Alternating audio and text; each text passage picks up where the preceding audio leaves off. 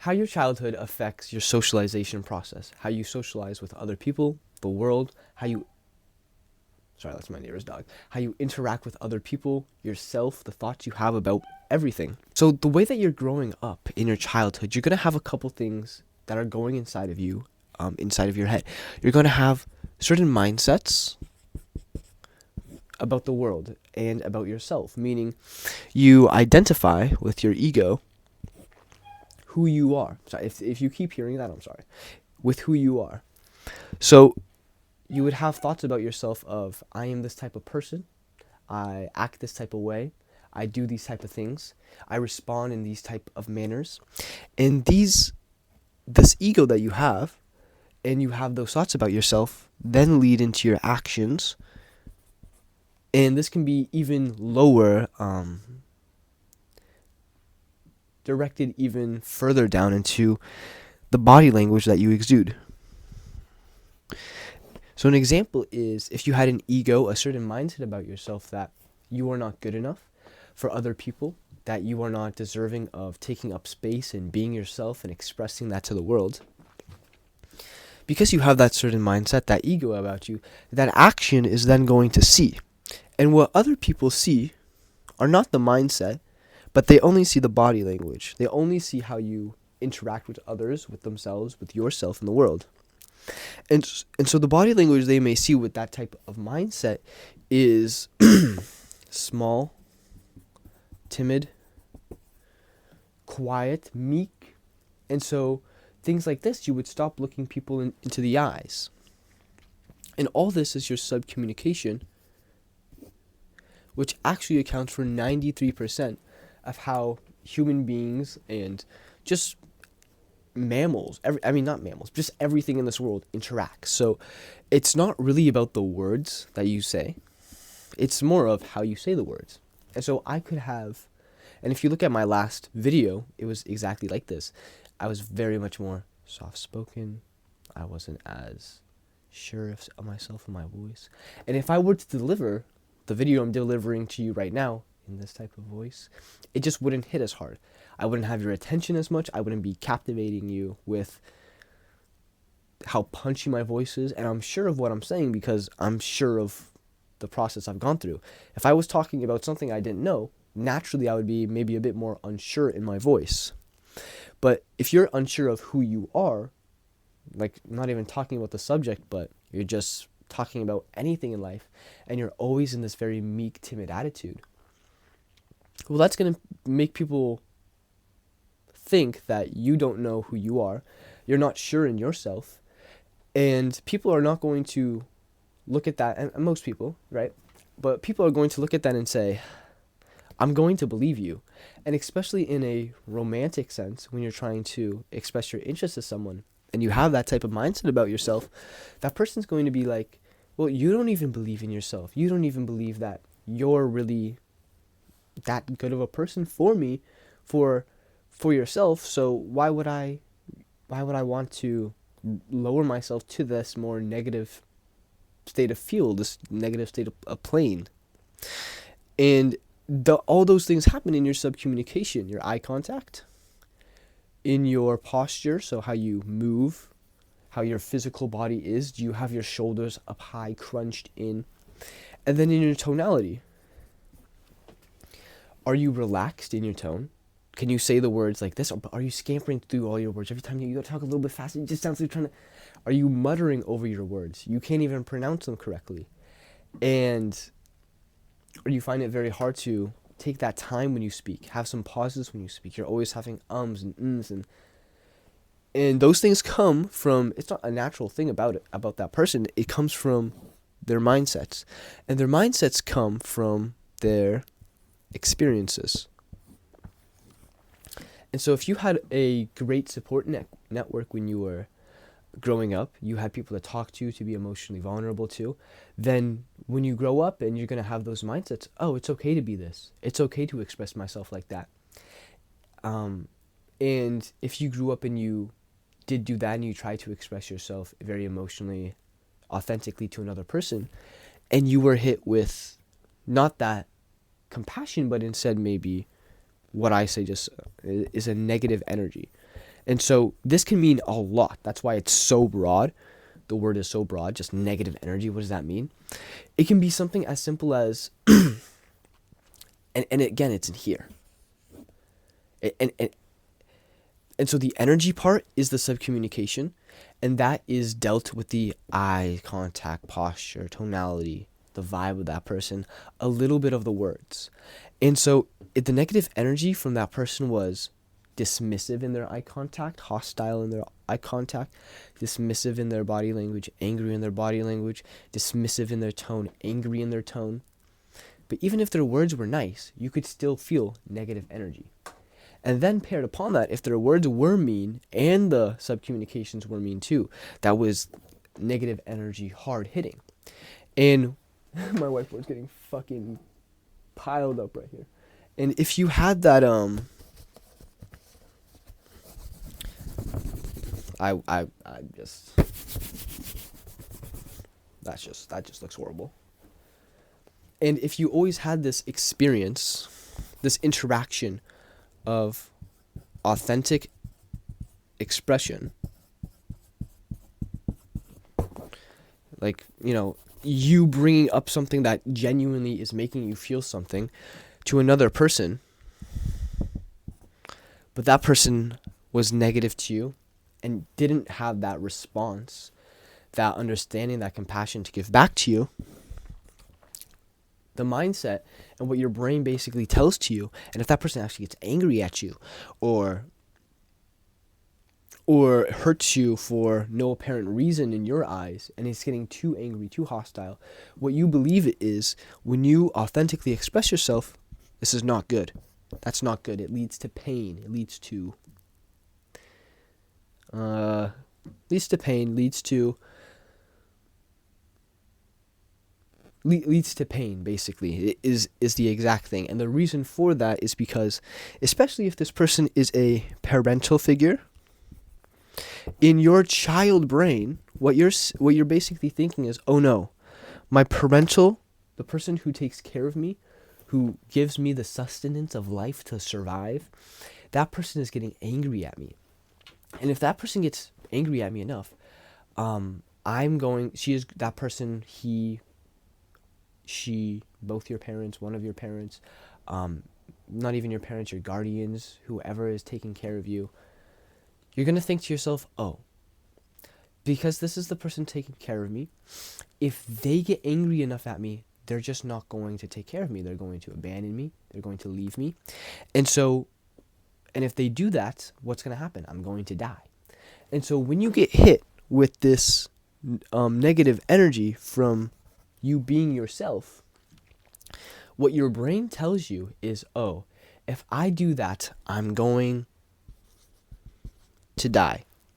And that feeling of I'm going to die gets embedded into your body. It gets embedded physically. And so when certain moments arise where you want to express yourself authentically, the physical part comes up because you have this sensation, this mindset of dying. And so your body physically tenses, your body physically does certain things. The cholesterol, I don't know if that's the right one, but the cholesterol, the stress fucking hormone or whatever, that starts pumping like a bitch. And it's telling your brain, hey, don't do this, you're about to die. So you get a correlation with genuine death. I'm going to put the whiteboard away now because it's getting way too schizo looking. And so you can't and so it's very hard to genuinely express yourself when it does come to that. There's a physical body sensation that you get, and that is your sympathetic nervous system activating. The same thing when a bomb in war drops and that cell shock happens and you're like, holy shit, that was insane.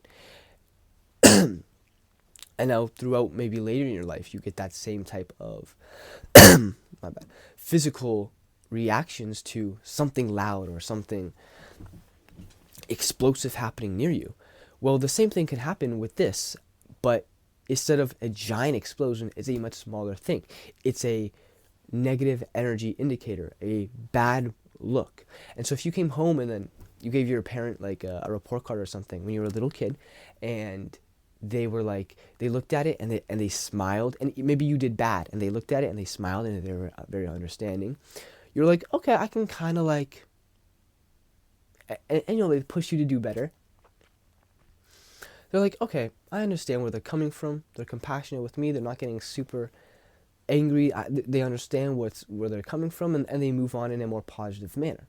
Versus you coming home with that report card and your parent is like, even in the slightest way, gives you this look and then dismisses you, takes away loves, treats you differently, doesn't support you the same. Where your brain says, oh, I get love when I do good. I get love when I do something that they like. And that type of conditional love then programs your brain to do this, don't do that.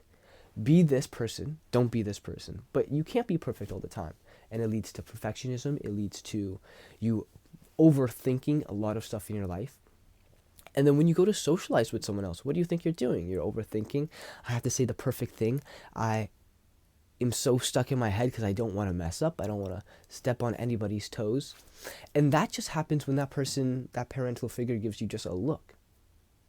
What if that parental figure then starts yelling at you very loudly, starts hitting you, starts physically abusing you? And these are things that people go through in their life, and you can't deny it and you can't deny that people who go through those things would have a different outlook on life, because people who haven't just don't understand the type of mindset you develop from such things.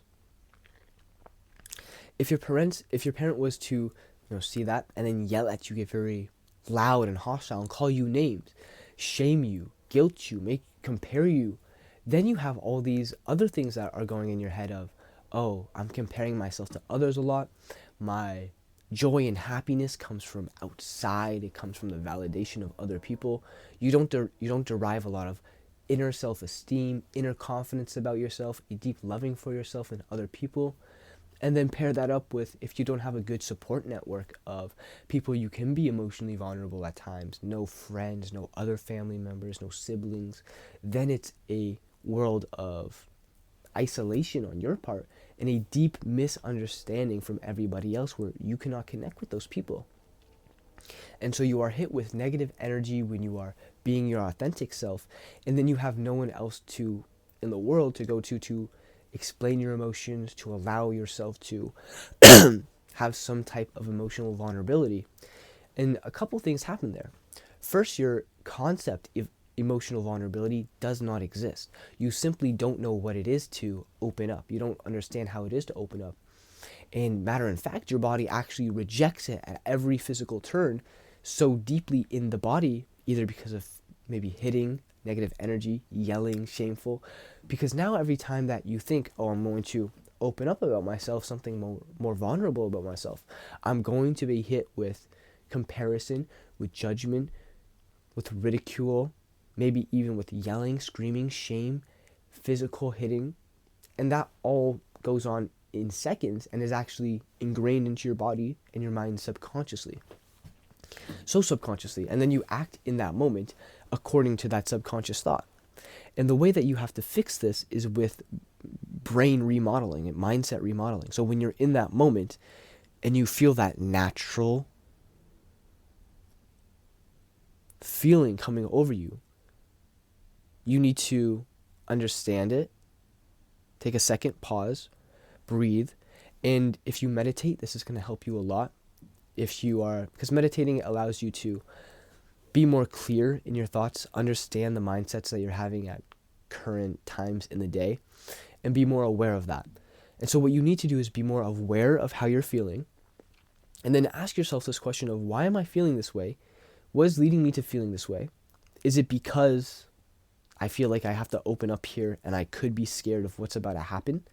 Okay, is that how I want to identify myself with for the rest of my life? No. And then you need to take that and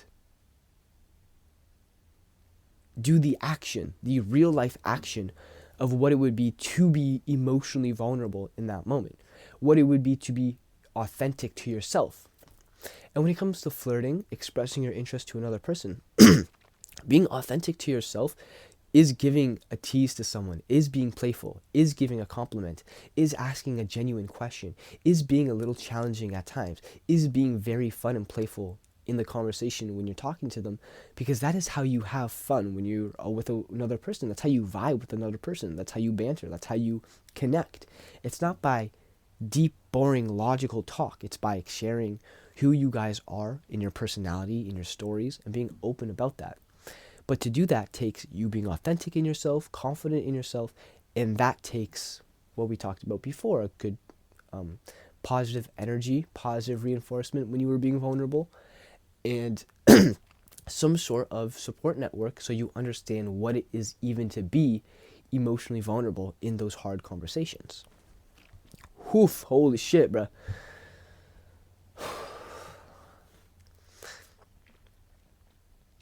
And the feeling you get is in your nervous system, it's in your muscles. When you go to have those hard conversations and you get that immediately feeling of defensiveness of however you had to survive when that negative energy did come in your childhood. And so maybe it was a parent excessively yelling and shaming you. And for that, you had to shut down. Oh my God. You had to shut down, disassociate. You had to go into your own mind. Well, when those hard conversations do come again, well, what do you think is going to happen? You're going to shut down, go into your hard mind, into your mind, and it's going to be hard to communicate with the other person. If you always had to please your parent in order for them not to get mad at you, and so maybe when they come home, you start cleaning, you start looking at what you can do to make it better, and so you're always doing something, trying to provide value that isn't authentic to yourself, but to please that other person, to make them not get mad at you. And this can come out in your socialization by not saying the things that you want to say, just agreeing with that person for everything so they don't get mad at you. You never step on their toes.